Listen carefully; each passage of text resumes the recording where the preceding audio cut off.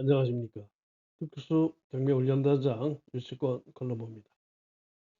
이 시간에는 3억 주고 양평, 양평 중에서 용문입니다. 새 펜션. 자, 펜션이 6동에 200평, 그리고 그 밑에 땅 100평을 700평입니다. 딱 3억 사고 사는 그런 진짜 비법입니다. 이거 알려드리겠습니다. 자, 펜션 6동은 사진 속에 있는 펜션입니다. 괜찮죠?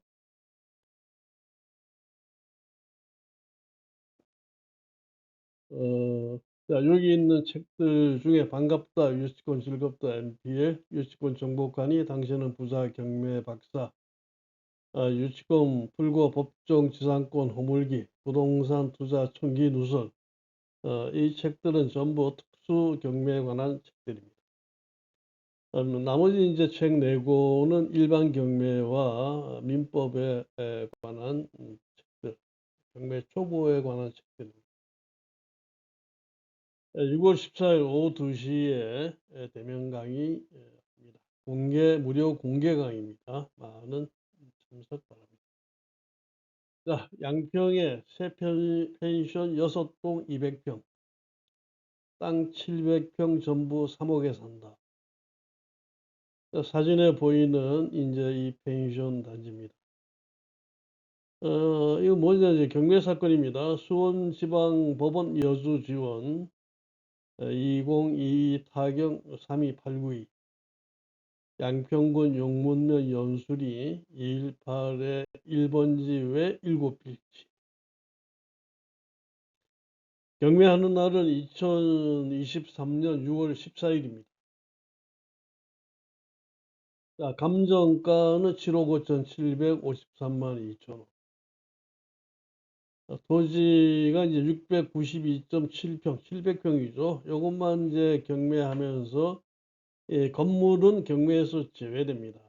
그런데 이 건물들이 법정 지상권이 없어요. 그런데 웬만한 사람들이 다 보기에는 법정 지상권이 있어 보입니다. 그런데 제가 보기에는 법정 지상권이 없어요. 그래서 법정 지상권이 없이 내보내는 방법, 사람 다 내보내고 여기 유치권도 있어요. 유치권도 뭐 7, 8억 정도 있는데 유치권, 법정 지상권 한목에 딱 정리해버리고, 자, 이 최저 낙찰가가 2억 6,991만 1,000원이죠. 2억 7천만 원입니다. 이거 주고 사는 방법. 자, 그거 뭐 괜찮지 않습니까? 이게 이제 건물이 한 200평 되는데 지금 펜션 200평 지으려고 하게 되면은 어느 정도의 돈이 들어가겠습니까? 펜션 200평 지으려고 하게 되면 평당에 700만 원 잡아도 1억 4천이죠. 1억 44억이죠. 또 땅값은 땅값 감정이 말이죠. 7억 5천 7백만 원 감정이.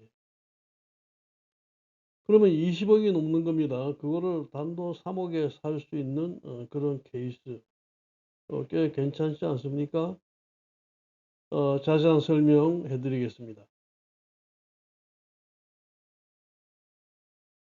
어, 주택이 말이죠. 전부 이제 7개의 주택이 있습니다.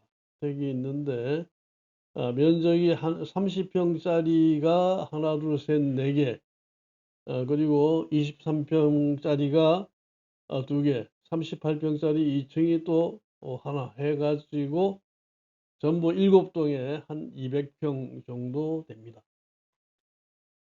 한 200평 정도를 지으려고 그러면 조금 전에 뭐 평당에 뭐 700만 원 한다 하더라도 14억이죠. 근데 지금 700만 원 가지고 지어질는지 모르겠습니다. 자, 집행관리에 나가 보니까 여기 부부로 보이는 점유자, 60대 남자분, 여자분들을 만나서 방문한 취지를 설명하고 계약 관계 등 상세한 사항을 법원에 신고할 것을 안내했는데, 실제 보니까 소유자 외에 제3자 세대가 주민등록 전입이 돼 있다.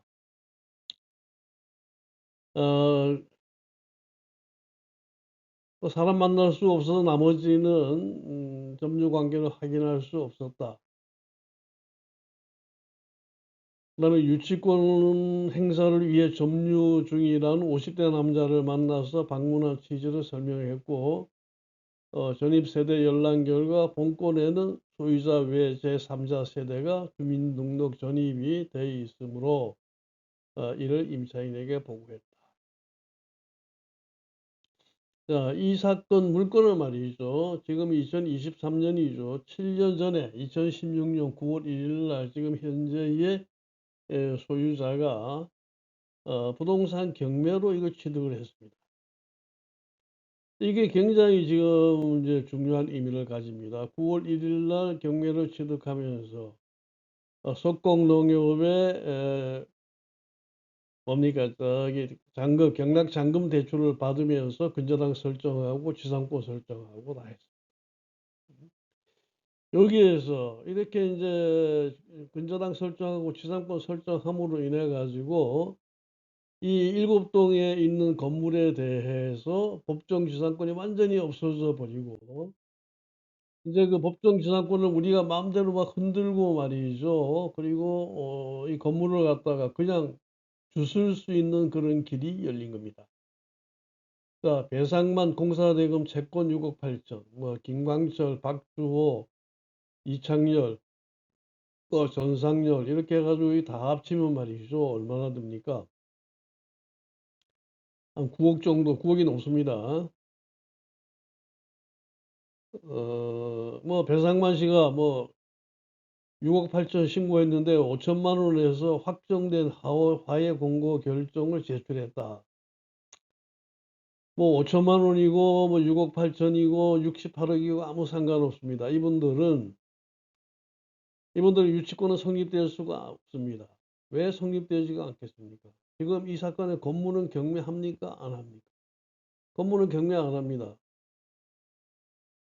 그럼 건물을 앞으로 누가 경매를 하게 됩니까? 이 토지를 경락받은 사람이 토지의 건물이 그동안에 내가 경락받아서 소유하고 있는 동안에 이 건물이 여기 있음으로써 내가 부당이득 반환을 청구한다 해가지고 그거 가지고 이 건물을 경매하게 돼 있어요. 그럼 지금 현재의 여기에서 법정 지상권이 없다. 그리고 유치권이 없으니까 이 건물 철거해라고 하는 이 소장을 통해 가지고 지금 판가름이 납니다.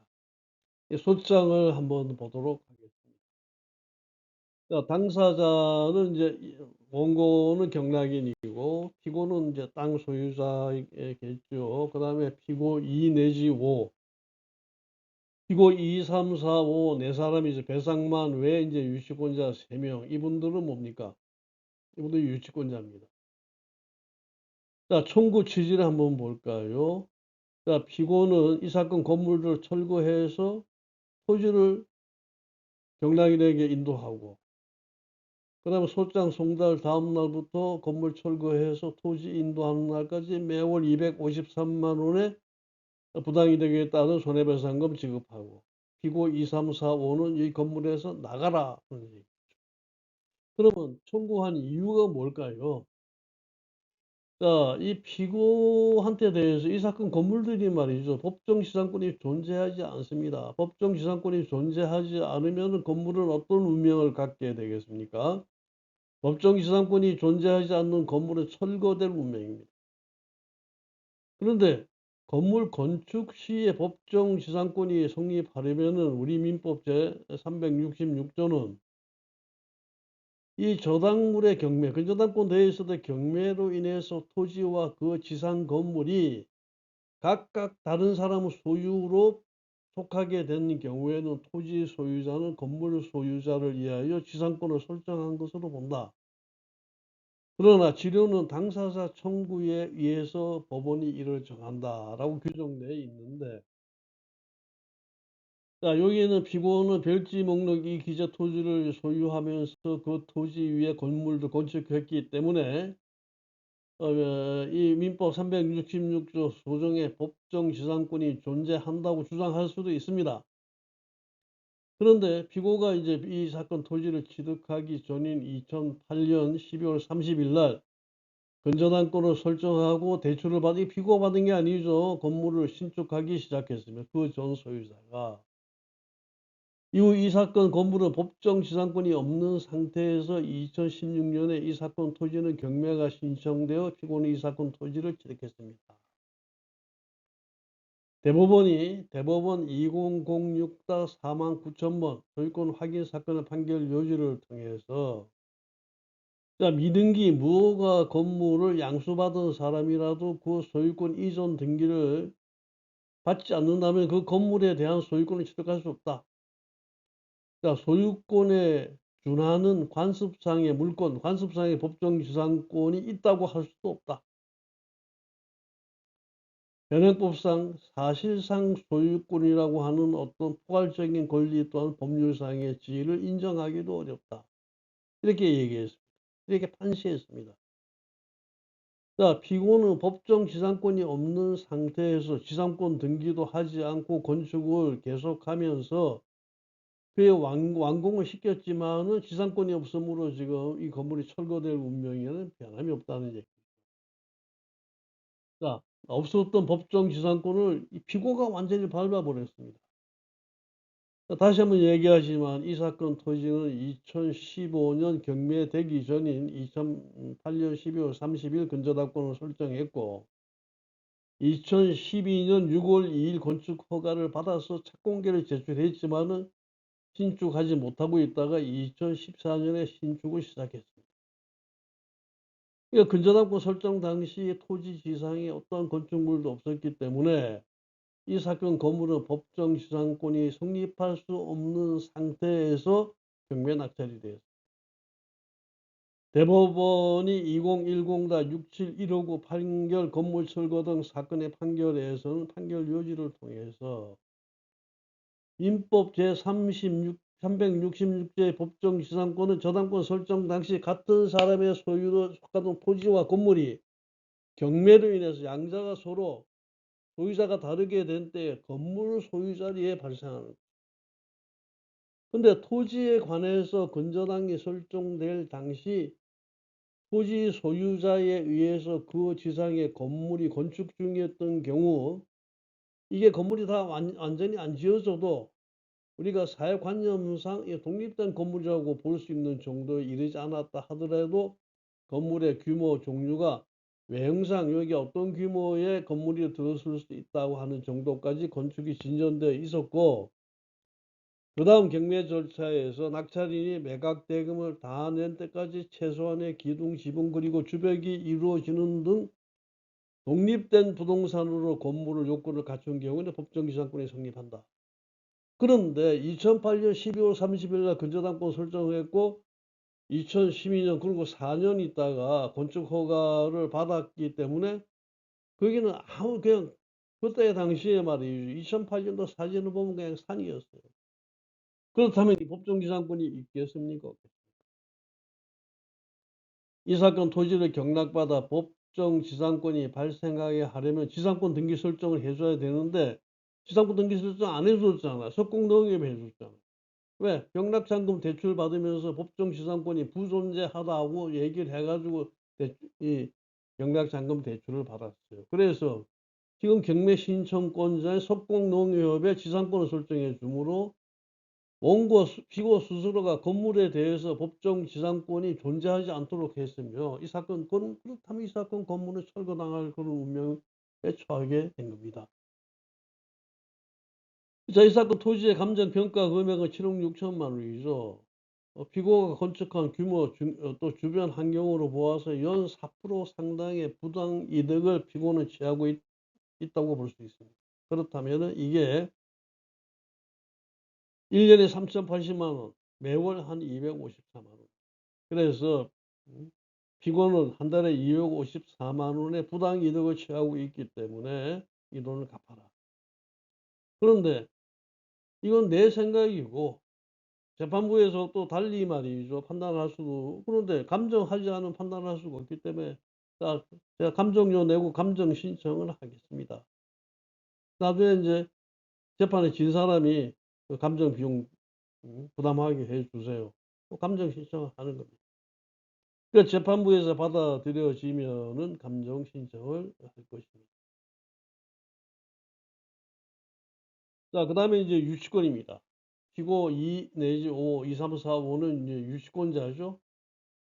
근데 이 사람은 건축공사에 투입된 비용을 갖다가 토지의 소유자인 원고에게 청구할 수는 없습니다. 왜?